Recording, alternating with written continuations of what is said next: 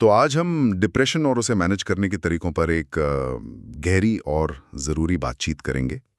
हमारे हाथ में जो सोर्स मटेरियल है वो मार्गरेट वेरनबर्ग की किताब the 10 best ever depression management techniques के कुछ की आइडियाज़ हैं। बिल्कुल। हमारा मकसद ये समझना है कि हमारा दिमाग हमें डिप्रेशन के जाल में फंसाता कैसे है और इससे बाहर निकलने के लिए हमारे पास कौन कौन से टूल्स हैं, दवाइयों से लेकर लाइफस्टाइल चेंजेस तक। और ये समझना बहुत जरूरी है क्योंकि अक्सर लोग डिप्रेशन को सिर्फ मन की उदासी समझकर टाल देते हैं, सही बात है। जबकि किताब साफ करती है कि ये एक कॉम्प्लेक्स न्यूरोबायोलॉजिकल कंडीशन है। इसकी जड़ें हमारे दिमाग की वायरिंग और हमारे लाइफ एक्सपीरियंसेस दोनों में होती है। तो यहीं से शुरू करते हैं। किताब एक बहुत ही दिलचस्प फर्क बताती है मस्तिष्क यानी ब्रेन और मन माइंड के बीच। हाँ, ब्रेन तो मतलब हमारा हार्डवेयर है, स्कल के अंदर का ऑर्गन, लेकिन माइंड वो क्या है? माइंड बेसिकली दिमाग और शरीर के बीच बहने वाली एनर्जी और इंफॉर्मेशन का फ्लो है। अच्छा। और इसी फ्लो को समझने के लिए किताब का एक सेंट्रल आइडिया है। डिप्रेशन हमेशा बायोलॉजिकल होता है और बायोलॉजी हमेशा लाइफ एक्सपीरियंसेस से शेप होती है।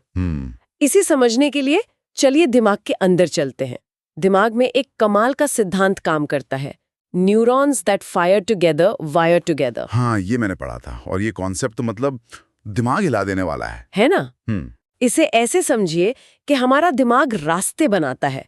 अगर हर बार बॉस का ईमेल आने पर आपको घबराहट होती है और आप सोचने लगते हैं कि मुझसे कोई गलती हो गई, तो दिमाग इन दोनों चीजों के बीच एक कनेक्शन बना लेता है, एक सुपर हाईवे बना देता है। अगली बार सिर्फ बॉस का नाम देखते ही घबराहट वाला पूरा ट्रैफिक जैम लग जाएगा, भले ही ईमेल में सिर्फ हैप्पी दिवाली लिखा हो। अरे वाह, अब समझ आया कि क्यों डिप्रेशन में एक छोटी सी बात भी एक बड़े इमोशनल ब्रेकडाउन में बदल सकती है। बिल्कुल, क्योंकि वो नेगेटिव सुपर हाईवे पे गाड़ी दौड़ाने जैसा है जो सीधे निराशा के शहर में ले जाता है। एग्जैक्टली। तो इस ट्रैफिक को कंट्रोल करने वाले दिमाग के मेन पार्ट्स कौन से हैं? इसे एक टीम की तरह सोचते हैं जो डिप्रेशन में आउट ऑफ सिंक हो जाती है।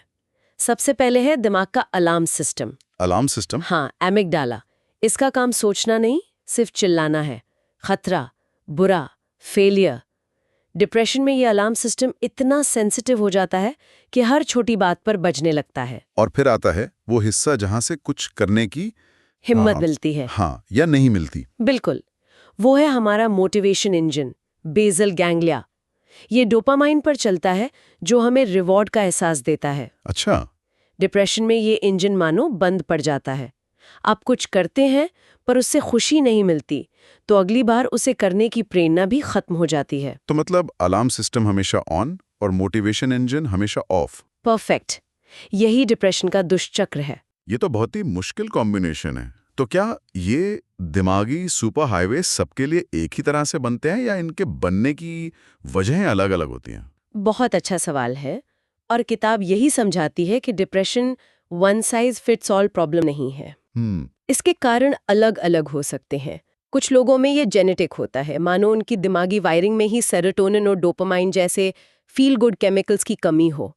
इसे एंडोजीनस डिप्रेशन कहते हैं। और कुछ मामलों में ये वायरिंग बचपन के अनुभवों से बनती है। हाँ, और वो सबसे गहरा असर डालती है। अगर बचपन में लगातार तनाव या इमोशनल निग्लेक्ट मिला हो, तो दिमाग का अलार्म सिस्टम हमेशा के लिए हाई अलर्ट मोड पर सेट हो जाता है। अच्छा। वो बच्चा बड़ा होकर भी हर सिचुएशन में खतरा ही ढूंढता है।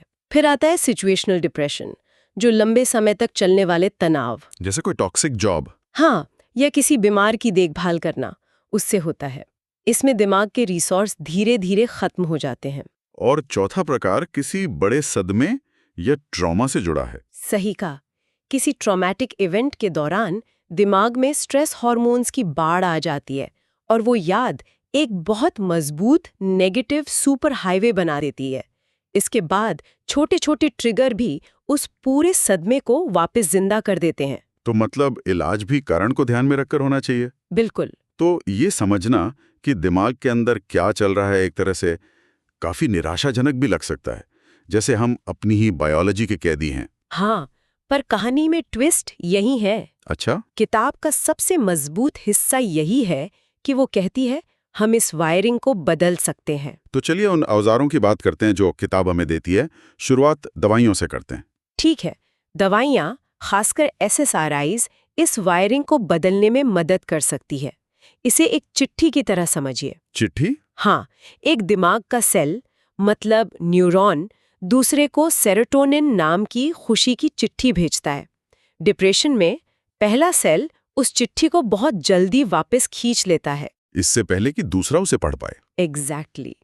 SSRI दवाइयाँ बस उस पहले सेल का हाथ पकड़ लेती है और कहती है रुको, चिट्ठी को थोड़ी देर और रहने दो ताकि खुशी का मैसेज ठीक से पहुंच जाए।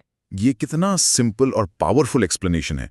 मैं हमेशा सोचता था कि ये दवाइयाँ दिमाग में कुछ नया बनाती हैं। नहीं, वो बस जो पहले से है उसे बेहतर तरीके से इस्तेमाल करने में मदद करती हैं। ये दिमाग को एक स्टार्टिंग पॉइंट देती हैं ताकि वो खुद को रीवायर कर सके। लेकिन दवा अकेली काफी नहीं होगी। बिल्कुल नहीं। और यहीं पर लाइफस्टाइल चेंजेस आते हैं। किताब में व्यायाम को डिप्रेशन को हराने वाला सबसे असरदार तरीका कहा गया है। ये बहुत बड़ा दावा है। क्योंकि सच तो ये है कि जब कोई डिप्रेशन में होता है तो बिस्तर से उठना ही पहाड़ जैसा लगता है। सही बात है। और किताब इस मुश्किल पर बात करती है। वो ये नहीं कहती कि मैराथन दौड़ो, वो कहती है सिर्फ 5 मिनट चलो। बस 5 मिनट? बस 5 मिनट। क्योंकि व्यायाम सिर्फ कैलोरी बर्न नहीं करता, ये दिमाग में SSRI जैसा ही काम करता है, सेरोटोनिन बढ़ाता है।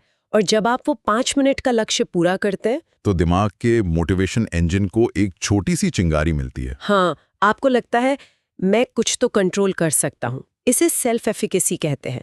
और ये छोटी सी जीत अगली जीत की नींव बनती है। मतलब छोटे मैनेजेबल गोल्स। नींद के बारे में भी किताब में काफी जोर दिया गया है। नींद हमारे दिमाग की नाइटली रिपेयर क्रू है। जब हम सोते हैं तो दिमाग दिन भर के इमोशनल कचरे को साफ करता है और न्यूरोट्रांसमीटर को रीस्टॉक करता है। बिल्कुल। डिप्रेशन में ये क्रू हड़ताल पर चली जाती है। अनिद्रा डिप्रेशन को शुरू कर सकती है या उसे बदतर बना सकती है। इसीलिए स्लीप हाइजीन बहुत जरूरी है। ठीक है, तो हमने हार्डवेयर की बात कर ली, दवा, व्यायाम, नींद। पर उस सॉफ्टवेयर का क्या जो इस हार्डवेयर पर चल रहा है? वो नेगेटिव विचार, वो आदतें। अब आते हैं असली रीवायरिंग पर। सबसे पहली और जरूरी तकनीक है अलगाव खत्म करना, एंड आइसोलेशन। डिप्रेशन अकेलेपन का एक किला बना देता है। आप चिड़चिड़े होते हैं, लोग दूर हो जाते हैं, आप और अकेला महसूस करते हैं और किला और मजबूत हो जाता है। तो इस किले की दीवार कैसे तोड़ी जाए? किताब एक बहुत छोटी लेकिन पावरफुल सलाह देती है। दिन में 5 लोगों की सच्ची तारीफ करें। तारीफ करें? हाँ, या दयालुता के 5 काम करें। सुनने में बच्चों जैसा लग सकता है, पर सोचिए, ऐसा करने के लिए आपको लोगों में कुछ अच्छा ढूंढना पड़ेगा। आपका फोकस मेरी परेशानी से हटकर दूसरे की अच्छाई पर चला जाता है। ये वाकई एक अलग नजरिया है। इसके बाद किताब हमारी सोच को बदलने की बात करती है। अपना दृष्टिकोण व्यापक करें। इसका सीधा मतलब है किसी भी स्थिति को रीफ्रेम करना। रीफ्रेम करना। मान लीजिए बॉस ने आपको मीटिंग में बुलाया। डिप्रेशन वाला दिमाग तुरंत नेगेटिव सुपर हाईवे पर जाएगा। अगर बॉस ने बुलाया है तो जरूर मुझे नौकरी से निकालने वाले हैं। राइट। रीफ्रेमिंग का मतलब है एक दूसरा रास्ता खोजना।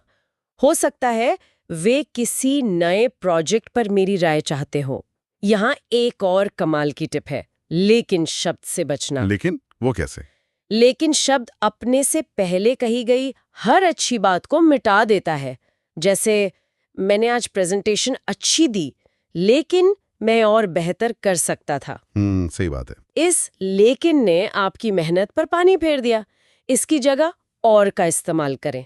मैंने आज प्रेजेंटेशन अच्छी दी और अगली बार मैं इसे और बेहतर करने की कोशिश करूंगा। ये तो बहुत ही सटल लेकिन गहरा बदलाव है ना? किताब में एक और बात है जो मुझे थोड़ी अजीब लगी, निराशा का सामना करना। हम तो निराशा से भागना चाहते हैं और यही गलती करते हैं। निराशा एक तरह का नुकसान है। जब हम इस भावना को महसूस करने से इनकार करते हैं तो वो हमारे अंदर कहीं दब जाती है और डिप्रेशन को खाद पानी देती है। अच्छा। भावनाएं मेहमान की तरह होती हैं, उन्हें आने दीजिए, महसूस कीजिए और फिर वे चली जाएंगी। आजकल एक और शब्द बहुत सुनने में आता है, बर्नआउट। ये भी तो डिप्रेशन जैसा ही महसूस होता है। बर्नआउट लंबे तनाव का नतीजा है और डिप्रेशन का एक बड़ा कारण बन सकता है। इसके 2 बड़े लक्षण हैं। पहला, हर बात में कहना मुझे ये करना ही है। दूसरा, खुद को इंडिस्पेंसिबल समझना, मेरे बिना तो ये काम हो ही नहीं सकता। हाँ, किताब इससे निपटने के लिए एक बर्नआउट बडी बनाने की सलाह देती है। एक ऐसा दोस्त जो आपको प्यार से हकीकत का आईना दिखाए। और काम और निजी जीवन में सीमाएं तय करना भी जरूरी होगा। बेहद जरूरी।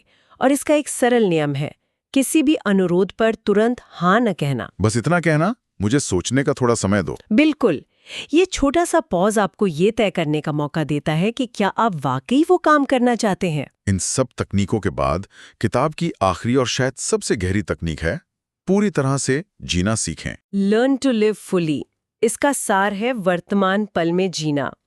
हमारा दिमाग या तो अतीत के अफसोस में रहता है या भविष्य की चिंता में, और हम अभी को खो देते हैं। हाँ, इसकी शुरुआत सांस लेने पर ध्यान देने से होती है। बस अपनी आती जाती सांस को महसूस करना। और किताब में एक संतरे का बहुत सुंदर उदाहरण है। हाँ, वो माइंडफुलनेस को समझाने का सबसे अच्छा तरीका है।